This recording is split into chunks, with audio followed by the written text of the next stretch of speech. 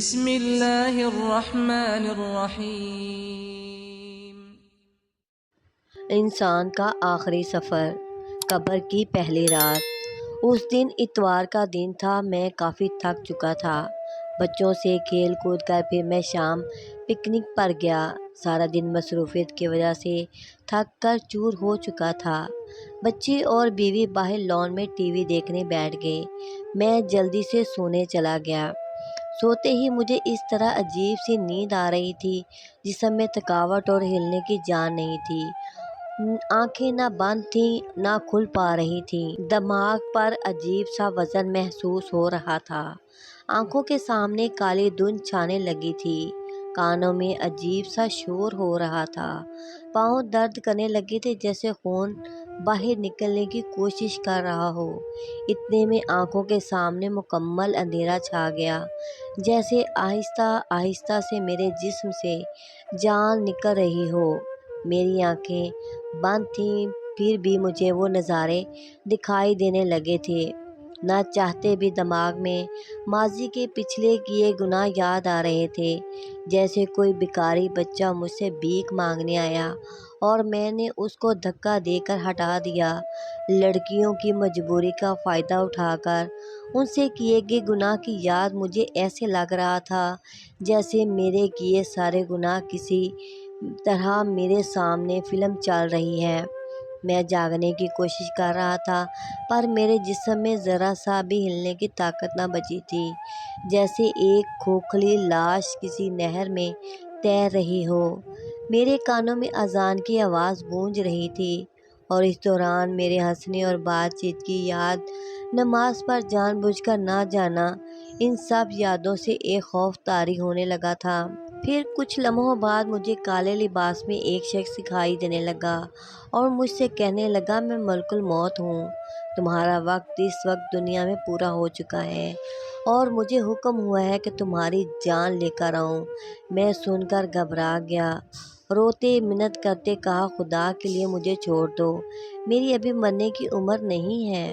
میرے چھوٹے چھوٹے بچے ہیں اور میں نے قبر کے لیے کوئی تیاری بھی نہیں کی ہے، اور میرے کوئی اچھے اعمال بھی نہیں ہیں۔ میں نے نمازیں بھی نہیں پڑھیں۔ خدا کے لیے مجھے آخری موقع دو تاکہ میں نماز پڑھوں، اچھے کام کروں، خدا کو راضی کروں، تاکہ قبر کے عذاب سے بچ جاؤں۔ میری التجائیں سن کر وہ مجھ سے افسوس کرنے لگا اور کہنے لگا، اے ابن آدم، کیا تمہیں معلوم نہیں تھا کہ موت کی کوئی عمر نہیں؟ تو تم نے یہ سب اچھے کام پہلے کیوں نہیں کیے؟ تم دنیا میں سب کام کے لیے آئے تھے اور تم بھول گئے، اور جنہوں کے لیے تم نے دنیا میں کام کیا تو وہ آج تیرے سب کہاں ہیں؟ افسوس، تم نے ساری زندگی بڑے بڑے واسطے بنائے، وہ بھی آج تمہیں موت سے نہیں بچا سکتے، کیونکہ خدا کی طرف سے تمہاری جان لینے کا حکم ہوا ہے، جسے کوئی بھی ٹال نہیں سکتا۔ اب تمہارے جیسے بھی اعمال ہوں گے، ویسا ہی برتاؤ ہوگا تم سے۔ وہ میری روح قبض کر چکا تھا اور اب میں اس بیڈ پر لاش کی طرح سویا ہوا تھا۔ میرے چاروں طرف میرے بیوی بچے اور خاندان والے موجود تھے۔ سب میرے لیے رو رہے تھے۔ کچھ فون پر ادھر ادھر میرے مرنے کی اطلاع دینے لگے۔ عورتیں دھاڑے مار مار کر میری لاش پر رو رہی تھیں، جن کی آواز سے میری روح کو تکلیف پہنچ رہی تھی۔ میں سب کچھ دیکھ اور سن پا رہا تھا، پر بول نہیں سکتا تھا۔ میری نظریں وسیع ہو چکی تھیں، مجھے سب کچھ آسانی سے دکھائی دے رہا تھا۔ گھر میں مہمانوں کا آنا جانا بڑھنے لگا۔ کچھ میری تعریف کر رہے تھے کہ مرحوم اچھا تھا، تو وہاں کچھ برائی بھی کر رہے تھے، اور برائی کرنے والوں کی وجہ سے میری روح کو تکلیف پہنچ رہی تھی۔ تھوڑی دیر بعد میں مسجد میں میرے نام کا اعلان ہونے لگا۔ اعلان سن کر میں حیران ہو رہا تھا کہ دنیا میں جب زندہ تھا تو میرا نام لینے سے پہلے عہدہ مرتبہ میری تعریف بیان ہوتی تھی، اور آج صرف اتنا کہا گیا ہے کہ احمد خان ولد اعتزاز خان اس فانی دنیا سے ہمیشہ کے لیے انتقال کر چکے ہیں۔ میری روح مکمل قبض ہو چکی تھی۔ اتنے میں دوسرا فرشتہ میرے پاس آیا اور کہنے لگا، اے ابن آدم، تم نے جو مال جمع کیا تھا وہ کہاں ہے؟ تم جو ساری زندگی دولت کمانے اور جمع کرنے کے چکر میں خدا کے خوف سے غافل رہے، تو بتاؤ اب وہ دولت تیرے کس کام کی ہے؟ کیا وہ تمہاری جمع کی ہوئی دولت تمہیں خدا کے عذاب سے بچا سکتی ہے؟ ہرگز نہیں۔ تمہیں جب معلوم تھا کہ قبر میں صرف تمہارے اعمال کام آئیں گے، تو پھر بھی تم نے خدا کی عبادت اور اس کے حکموں سے غافل کیوں رہے؟ کیوں دنیا کے چکر میں جان بوجھ کر بغیر کسی مجبوری کے نمازیں چھوڑیں؟ اب تیار ہو جاؤ اپنے اچھے برے انجام کے لیے۔ اس کے کسی بھی سوال کا میرے پاس جواب نہیں تھا۔ میں اس کے سوالوں سے شرمندہ ہو رہا تھا اور میرے اوپر ڈر حاوی ہونے لگا تھا کہ نہ جانے دفن ہونے کے بعد قبر میں مجھ سے کیا ہوگا۔ پھر مجھے جلد ہی سے غسل دینے کے لیے لے جایا گیا۔ غسل دینے والا جب میرے جسم کو چھو رہا تھا تو مجھے بڑی تکلیف ہو رہی تھی، کیونکہ اس کی زبان پر کوئی قرآنی آیت، درود پاک اور کلمہ وغیرہ نہیں تھا۔ میرے اوپر کھڑے سب اپنی باتوں میں مگن تھے۔ کوئی میری موت سے خوف کھا رہا تھا کہ انہیں بھی مرنا ہے۔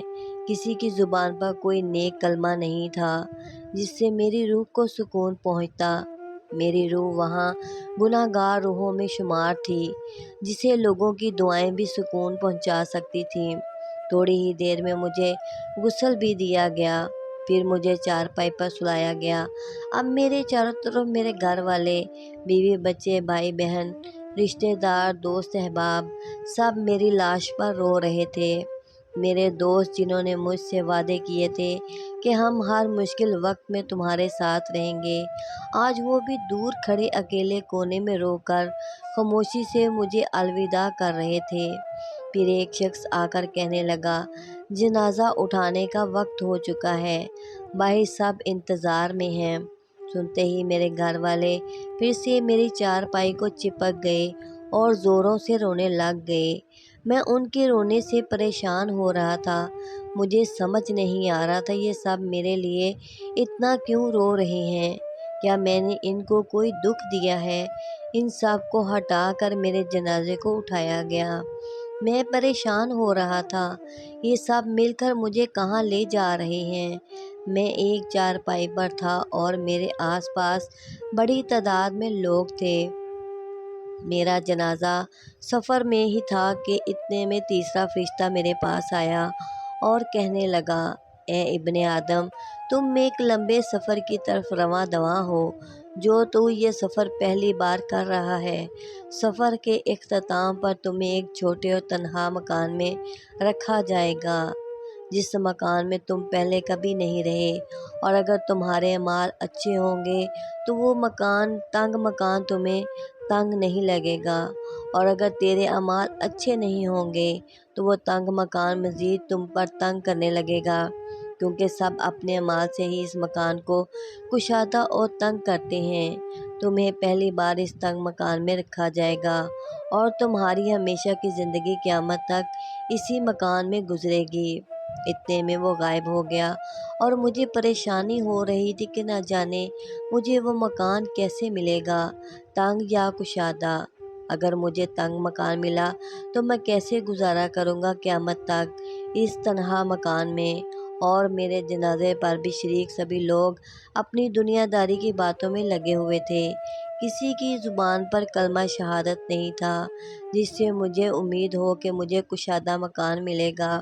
آخر کار میرا جنازہ قبرستان میں پہنچا، جہاں پہلے سے ہی میرے لیے ایک گڑھے کی طرح قبر کھودی ہوئی تھی، جسے دیکھتے ہی میرے دل میں خوف خدا بڑھنے لگا کہ نہ جانے اس تنہا قبر میں مجھ سے کیا ہوگا۔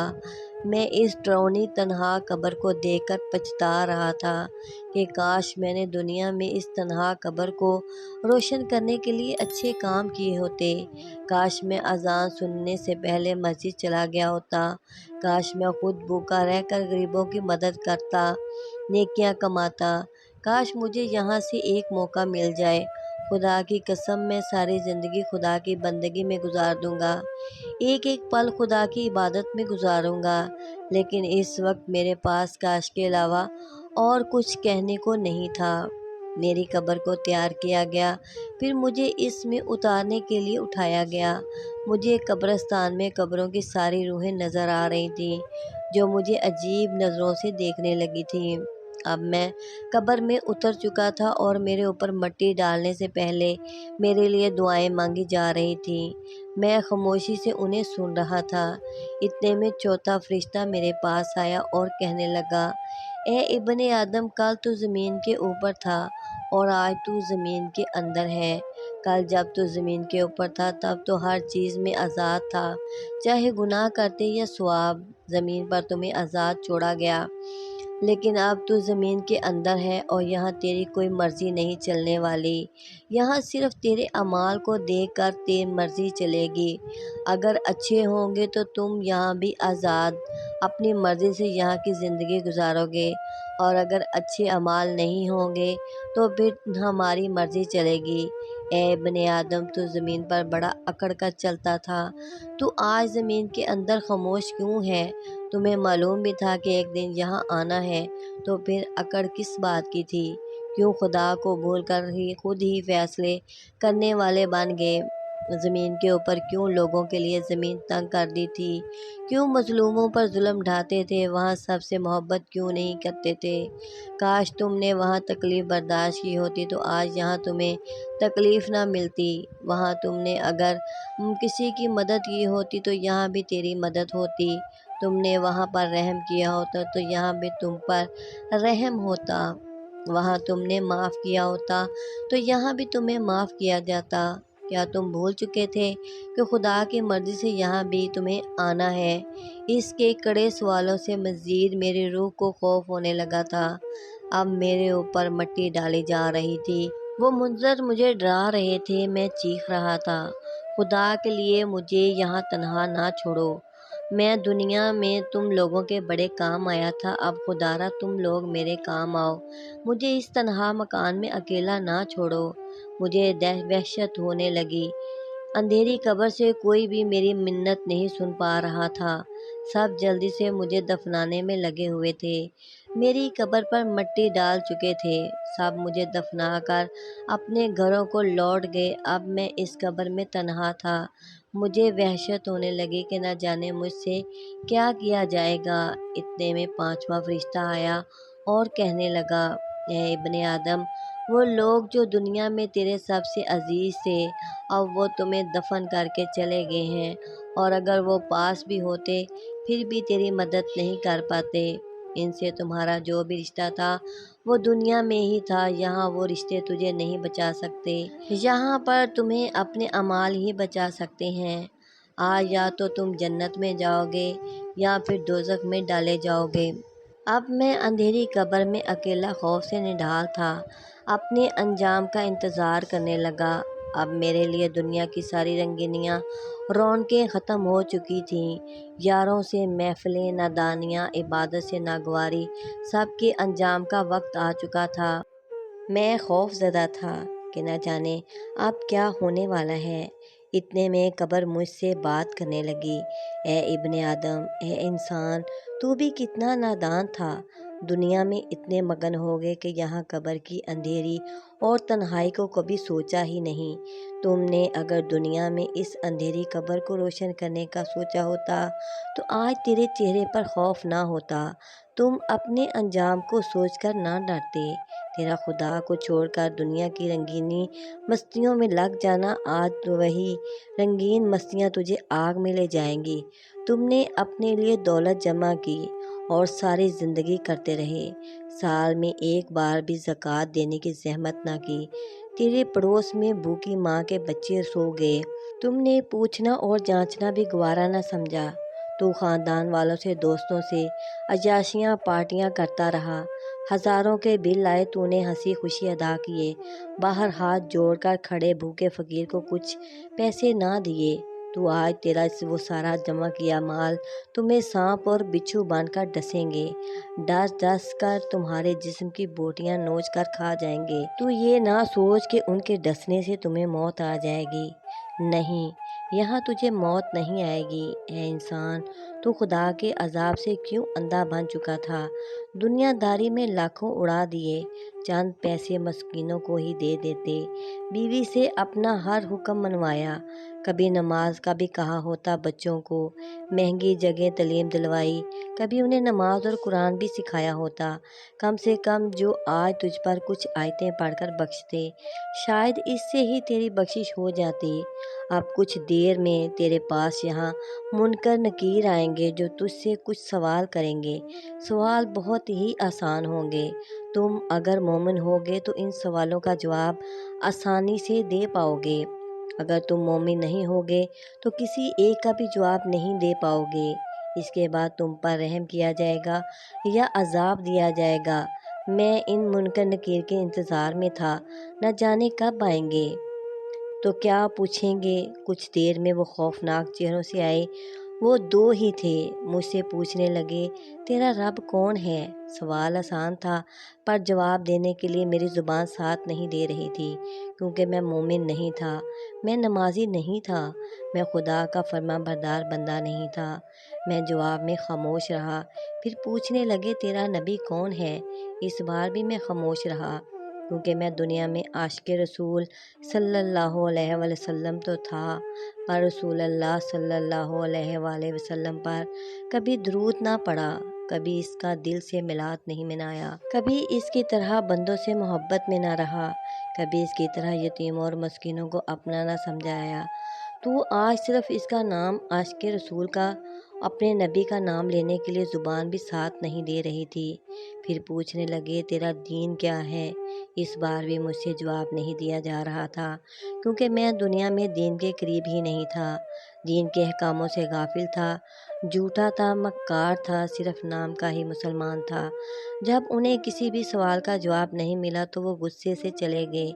ان کے جانے کے بعد مجھے قبر میں تپش محسوس ہونے لگی۔ میرے بائیں طرف سے ایک کھڑکی نما جگہ کھل گئی، اس کھڑکی میں سے آگ شعلوں کے ساتھ میرے قریب ہو رہی تھی، قبر میں بدبو بڑھنے لگی تھی اور قبر چاروں طرف سے تنگ ہوتی جا رہی تھی۔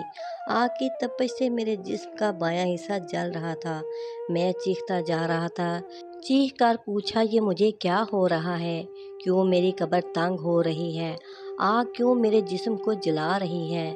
قبر سے آواز آنے لگی، اے انسان، قبر کا تنگ ہونا، بائیں طرف سے کھڑکی کھلنا، یہ سب تیرے اعمال کا کیا دھرا ہے۔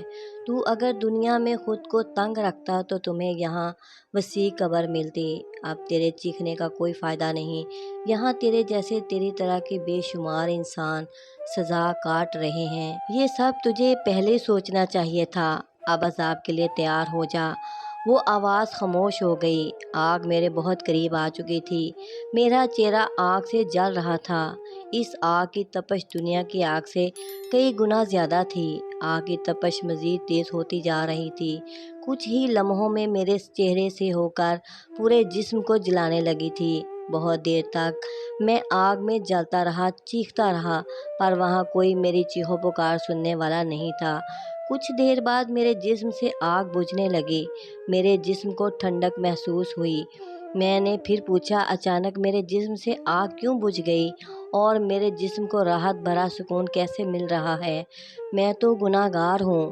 غیبی آواز سے مجھے جواب ملا، دنیا میں تیرے وارث تیری بخشش کے لیے قرآن خوانی کروا رہے ہیں، اور جب تک تیرے لیے قرآن کی تلاوت ہوتی رہے گی تب تک تمہیں کوئی عذاب نہیں دیا جائے گا، اور یہ بھی ہو سکتا ہے اس قرآن اور دعاؤں کے صدقے تیرے گناہ بخش دیے جائیں۔ کافی دیر تک مجھ سے عذاب ٹلا رہا، پھر اچانک سے قبر میں وہی بدبو آنے لگی، گرم ہوا پھر سے چلنے لگی، پھر سے بائیں کھڑکی کھل گئی، پھر غیبی آواز آئی، دنیا میں تیرے وارث اب بھی اگر اپنے دوستوں اور دنیا کے سامنے نام بنانے کو چھوڑ کر تمہارے نام کا صدقہ خیرات غریبوں اور مسکینوں میں تقسیم کریں تو اب بھی تمہاری بخشش ہو سکتی ہے، کیونکہ خدا تب بھی بہت خوش ہوتا ہے جب کوئی اس کے بھوکے بندوں کو روٹی کھلاتا ہے۔ اب تو اپنے عذاب کے لیے پھر سے تیار ہو جا۔ اس کے خاموش ہوتے ہی پھر سے آگ کا جلنا، ناقابل برداشت بدبو، میں پھر سے چیخنے لگا، اتنے میں میری قبر سے ایک بڑا بچھو نکلنے لگا، جو میرے پاؤں سے ہو کر میرے منہ کی طرف آتا ہے۔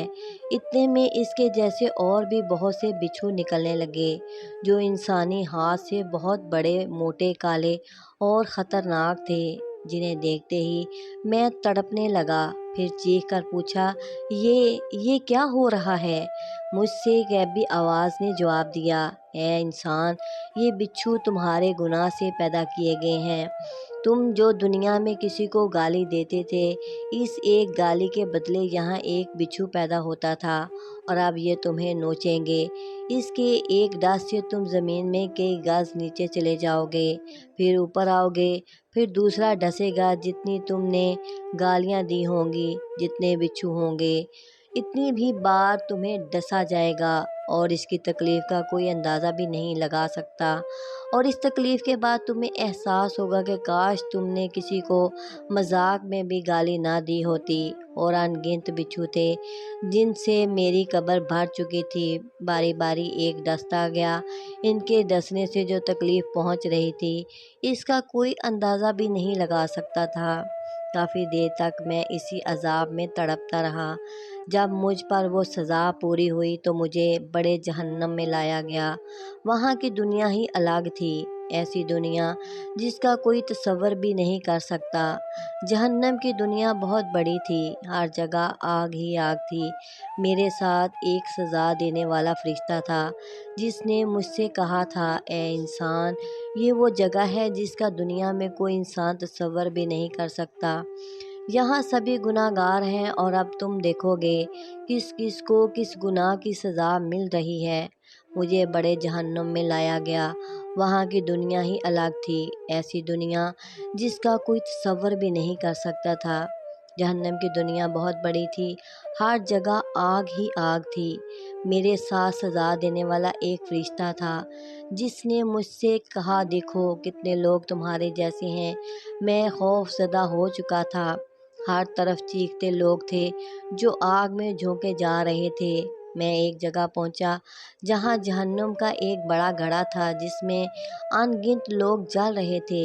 ان کی چیخیں اتنی زور سے تھیں کہ اگر وہ آوازیں دنیا میں سنی جاتی تو ہر انسان کے کانوں کے پردے پھٹ جاتے، جس طرح وہ آگ میں جل رہے تھے۔ اگر دنیا والوں کو دکھائی دیتا تو وہ دیکھتے ہی مر جاتے۔ پھر فرشتہ کہنے لگا، جہنم کے اس گڑھے میں یہ سب مسلمان ہیں۔ انہوں نے دنیا میں بہت سے اچھے کام کیے، غریبوں مسکینوں کی مدد کی، خدا کے نام کی خیراتیں کی، لوگوں کے کام آئے، پر انہوں نے وہ نہیں کیا جو انہیں یہاں کام آتا۔ انہوں نے نمازیں نہیں پڑھیں۔ خدا سب کچھ معاف کر سکتا ہے، پر جان بوجھ کر نماز نہ پڑھنے والے کو کبھی معاف نہیں کرتا، کیونکہ نماز خدا کو اپنا محبوب صلی اللہ علیہ وآلہ وسلم کو دیا ایک تحفہ ہے۔ اگر کوئی بندہ اس کے محبوب کو دیے تحفے کی لاج نہیں رکھتا تو پھر خدا بھی اس بندے کی لاج نہیں رکھتا۔ اسی لیے سب عذاب میں جل رہے ہیں، کیونکہ انہوں نے جان بوجھ کر نماز نہیں پڑھی۔ اسی گڑھے کے ساتھ وہاں جہنم کا چھوٹا اور ایک گڑھا تھا جس میں بہت سے لوگ عذاب کاٹ رہے تھے، پر ان پر تھوڑی نرمی تھی۔ میرے حیران ہو کر پوچھنے پر جواب دیا، یہ وہ سب ہیں جو کبھی کبھار نماز پڑھتے تھے۔ انہیں کم عذاب اس لیے مل رہا ہے کیونکہ انہوں نے جتنی بھی تھوڑی نمازیں پڑھی تھیں، ان نمازوں کے صدقے وہ اجر میں ان کی سزا کم کی گئی تھی۔ پھر میں جہنم کے دوسرے گڑھے میں پہنچا جو بہت بڑا تھا۔ اس میں بھی وہی سب کچھ تھا، آگ، چیخیں، رونا، معافی مانگنا۔ اس گڑھے میں صرف عورتیں ہی تھیں جو سخت عذاب جھیل رہی تھیں۔ ان کے جسم کو آگ جلا رہی تھی، اور مختلف خطرناک بچھو جسم کو نوچ رہے تھے، جن کے نوچنے سے جسم کی بوٹیاں نکل رہی تھیں۔ ان کی معافیاں اور چیخو پکار تھی، ہم پر رحم کیا جائے، ہمیں آخری بار دنیا میں واپس بھیجو۔ خدا کی قسم کبھی گھر سے نہیں نکلیں گی، کبھی غیر محرم کو نہیں دیکھیں گی، ہر وقت عبادت میں رہیں گی، اپنا جسم ڈھکا چھپا کر پردے میں رکھیں گی، کبھی اپنے جسم کی نمائش نہیں کریں گی۔ یہ سب کیا کہہ رہی ہیں؟ میرے سوال پر فرشتہ کہنے لگا، یہ وہی عورتیں ہیں جو دنیا میں اس عذاب سے غافل کافر رہیں، جو خدا اور قرآن کے حکم کو ٹھکرا کر دنیا کے مزے میں لگ گئیں۔ ان عورتوں نے اپنے جسم پر اپنی مرضی چلائی، انہوں نے اپنے جسم کو پردے میں نہیں رکھا، انہوں نے قرآن کے حکم کو چھوڑ کر نامحرم مردوں کے کندھوں سے کندھے ملانے کو ترجیح دی، انہوں نے دولت و شہرت کی خاطر اپنے جسم کو بیچا، اپنے آپ کو نامحرم مردوں کی نظروں میں لائیں، انہوں نے خاتم النبیین حضرت محمد صلی اللہ علیہ وآلہ وسلم کی بیٹی حضرت فاطمہ رضی اللہ تعالیٰ عنہا کی زندگی، پاکیزگی اور پردے کو چھوڑ کر دنیا کی مکار اور غلیظ عورتوں کو آئیڈیل سمجھا اور اپنی زندگی بھی انہوں کی طرح گزارنے لگی۔ اگر انہوں نے 4 دن کی زندگی میں دنیا کے مزے اور بے حیائی کو چھوڑ کر حضرت فاطمہ رضی اللہ تعالیٰ عنہا کی طرح پاکیزگی اور پردے میں گزاری ہوتی تو آج یہ عورتوں کی اسی جنت کی سردار حضرت فاطمہ رضی اللہ تعالیٰ عنہا سے جنت کے کسی خوبصورت باغ میں ان کے بیچوں بیچ ہوتی، لیکن اب ان کا کچھ نہیں ہو سکتا کیونکہ یہ ہمیشہ کے لیے اس جہنم میں ڈال دی گئی ہیں۔ پھر اسی کے ساتھ ایک اور چھوٹا گھڑا تھا جس میں بھی صرف عورتیں ہی تھیں، لیکن ان پر عذاب میں کچھ نرمی تھی۔ میرے پوچھنے پر جواب ملا، یہ وہ عورتیں ہیں جنہوں نے ساری زندگی اپنے جسموں کو نامحرم سے چھپانے کی پوری کوشش کی اور اپنی نظروں کو نامحرم سے ہٹائے رکھا۔ ان پر عذاب میں کمی اسی لیے ہے کیونکہ ان کے گناہ بہت چھوٹے ہیں۔ ان کے گناہ ہیں شوہر کی نافرمانی، اپنی اولاد کو دین کی تربیت پر زور نہ دینا، خاص کر اپنی بیٹیوں کو حیا اور پردہ نہ سکھانا جیسے گناہ۔ یہ اپنے حصے کی سزا کاٹ کر آزاد ہو جائیں گے۔ جہنم میں عورتوں کی تعداد زیادہ تھی، سب کو عذاب میں دیکھ کر دل لرز رہا تھا۔ پھر ایک جگہ پہنچے جہاں پر سخت خوفناک عذاب دیا جا رہا تھا۔ انہیں ایک جگہ کھڑا کر کے آگ کی موٹی اور تیز تلوار دھار سے ان کی آنکھوں میں کیل ٹھوکی جا رہی تھی۔ وہ کیل ان کی آنکھوں سے ہو کر پچھلی طرف سے نکل رہی تھی، ان کی آنکھوں میں بڑا سوراخ بن رہا تھا، وہ درد سے چیخ رہے تھے، ان کی چیخیں پورے جہنم میں سنی جا رہی تھیں۔ ایسا عذاب انہیں بار بار دیا جا رہا تھا، ان کا جسم آگ سے جل کر بھسم ہو چکا تھا، پھر بھی وہ عذاب کاٹ رہے تھے۔ فرشتہ کہنے لگا، یہ وہ بدبخت ہیں جنہوں نے اچھے کام تو کیے پر خدا کے منع کرنے کے باوجود نامحرم کو جی بھر کے اور ہوس سے دیکھتے رہے۔ انہیں معلوم تھا کہ نامحرم کو دیکھنا بڑا گناہ ہے، پھر بھی وہ دیکھتے رہے، ان سے باتیں کی، ان سے ہنسی مذاق کیا اور آج یہ چیخ رہے ہیں، ہمیں چھوڑا جائے، ہمیں معلوم نہیں تھا کہ نامحرم کو دیکھنے کی اتنی بڑی سزا ملے گی، لیکن آج ان پر رحم کوئی نہیں ہو رہا تھا کیونکہ دنیا میں انہوں نے خدا کے حکم کو نہیں سنا، تو آج خدا بھی ان کی منت کو نہیں سننے والا تھا۔ جہنم میں مختلف بڑے گڑھے تھے جن میں سب کو الگ الگ گناہوں کی سزا مل رہی تھی، کچھ چھوٹے گڑھوں میں، کچھ بڑے گڑھوں میں عذاب کاٹ رہے تھے۔ پھر فرشتہ کہنے لگتا ہے، یہاں وہ لوگ بھی ہیں جنہوں نے دنیا میں بہت اچھے کام کیے، نمازیں پڑھیں، کبیرہ گناہوں سے بچتے رہے، لیکن جھوٹ بولنا، منافقت، ریاکاری، حسد، غیبت، دل میں برا بولنے والا، دل میں برائی رکھنا جیسے چھوٹے سخت عذاب والے گناہوں سے نہیں بچے، اسی لیے یہ ان چھوٹے گناہوں کی سزا کاٹ رہے ہیں اور انہیں تب تک عذاب ملتا رہے گا جتنی بار انہوں نے جھوٹ، ریاکاری، حسد، غیبت کی ہوگی، اتنی ہی بار انہیں یہ سزا ملے گی۔ پھر ان گناہوں سے یہ آزاد ہو جائیں گے اور اپنے کیے دوسرے گناہوں کی سزا کاٹیں گے۔ پھر ایک اور جگہ پہنچے جہاں مرد اور عورت کو ایک ہی سزا مل رہی تھی، چاروں طرف ان کے آگ تھی، اس آگ میں بڑے بڑے گولے نما شعلے تھے جس میں وہ جل رہے تھے، وہ سخت عذاب کاٹ رہے تھے، وہ آگ میں بھی جل رہے تھے، انہیں کسی سخت چیزوں سے بھی مارا جا رہا تھا، ان پر کڑے سے کڑا عذاب تھا۔ پھر میں نے پوچھا، ان کا کیا گناہ ہے جو انہیں سب سے سخت عذاب دیا جا رہا ہے؟ وہ جواب میں کہنے لگا، یہ وہ سب ہیں جنہوں نے دنیا میں اپنے والدین کی نافرمانی کی خدا سے قرآن میں فرمایا اپنے والدین کو اف تک نہ کہو، اور انہوں نے ان سے زور سے بات کی اور انہیں برا بھلا کہا، ان سے بدتمیزی کی، ان کی بے ادبی کر کے ان کا دل دکھایا، ان کا حکم نہ مان کر انہیں رلایا، ان کے فیصلوں کو ٹھکرا کر اپنی مرضی کے فیصلے کیے۔ یہ اپنے والدین کی نافرمانی کی سزا دنیا میں بھی کاٹ کر آئے ہیں اور یہاں بھی کاٹیں گے، کیونکہ والدین کی نافرمان کے لیے خدا کے محبوب صلی اللہ علیہ وآلہ وسلم نے بھی کبھی دل سے رحم کی دعا نہیں مانگی۔ میں سب کا عذاب دیکھ کر خوف میں تھا، نہ جانے مجھ سے کیا ہوگا۔ بڑا گناہ گار تو میں ہوں، میں بے نمازی تھا، جھوٹا تھا، دل دکھائے والدین کی نافرمانی کی تھی، اپنے مفاد کا تھا، دھوکے باز تھا۔ مجھے خوف زدہ اور حیران دیکھ کر فرشتہ کہنے لگا، تم ان پر عذاب دے کر خوف زدہ ہو گئے، اس پورے جہنم میں صرف مسلمان ہیں، تم ان پر اتنا سا عذاب دے کر کانپ رہے ہو، ان پر جو عذاب ہے وہ ان کے مقابلے میں کچھ بھی نہیں جو کافروں کو اور غیر مسلم کو ملتا ہے۔ ان پر عذاب دنیا میں کوئی غیر مسلم دیکھ لے تو خدا کی قسم وہ مسلمان ہو کر مومن بن جائے، پھر ان جیسا مومن دنیا میں کوئی نہیں ہوگا۔ مسلمان کے لیے جنت بہت سستی ہے، بس اس کے لیے اسے 4 دن کی زندگی میں دنیا کی رنگینیوں کو چھوڑنا ہوگا۔ ہر مشکل وقت میں نماز پڑھے، ضرورت سے زیادہ جھوٹ نہ بولے، کسی کی غیبت نہ کرے، سب سے اچھا رہے، کسی کے لیے دل میں نفرت نہ پالے، اپنی آنکھوں اور جسم کی نامحرم سے حفاظت کرے، والدین کا ادب کرے، اپنی اولاد کو دین سکھائے، ان کاموں سے بھی وہ جنت خرید سکتا ہے۔ پھر میری طرف دیکھ کر کہنے لگا، اب تم اپنے عذاب کے لیے تیار ہو جاؤ، تمہارے ساتھ بھی وہی ہوگا جو تم یہاں دیکھ آئے ہو۔ سنتے ہی میری چیخ نکل گئی، میں تو بہت بڑا گناہ گار ہوں، میں نے چھوٹے بڑے بہت گناہ کیے ہیں، میرے اتنے گناہ ہیں کہ دنیا میں بھی خدا سے اپنے گناہوں کی معافی مانگتا تو شاید پھر بھی معافی نہ ملتی۔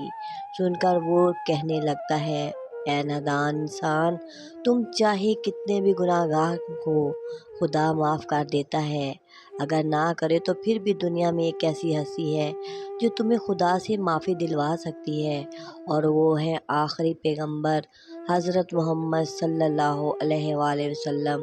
آپ کروڑوں گناہ کر کے اللہ کی بارگاہ میں جاؤ، سچے دل سے معافی مانگو اور کہو، اے اللہ، تجھے تیرے محبوب کا واسطہ ہمیں معاف فرما، تجھے اس محبوب کا واسطہ جس کے لیے تم نے یہ دونوں جہان بنائے، پھر دیکھنا اللہ معاف کرے گا، کیونکہ اللہ وہ دعا کبھی رد نہیں کرتا جس میں اس کو اپنے محبوب کا واسطہ دیا جائے۔ میں پچھتا رہا تھا، گناہ تو ہو گئے، کاش ایک بار دل سے دعا مانگ کر معافی مانگی ہوتی تو آج اس طرح جہنم کی آگ میں نہ جلایا جاتا۔ پیارے مسلمانوں، آپ سے ہاتھ جوڑ کر التماس ہے کہ اللہ کے راستے کو مشکل نہ بناؤ، کیونکہ جو اللہ کے راستے کو مشکل سمجھتا ہے وہ خود بھی مشکل میں ایک دن پھنس جاتا ہے۔ آخرکار ہم نے ایک دن اللہ کے پاس ہی جانا ہے۔ اب اپنی دنیا بھی اچھی کریں اور اپنی آخرت بھی اچھی کریں، اپنے آپ کو 5 وقت کی نماز کا پابند کریں اور تمام قسم کی برائیوں کو اپنے اندر سے پاک اور صاف کر لیں۔ دنیا سے جانے سے پہلے ویڈیو اچھی لگی تو پلیز میرے چینل کو سبسکرائب کریں، لائک کریں اور گھنٹی کے بٹن کو آل پر پریس کر دیں۔ جزاک اللہ خیر۔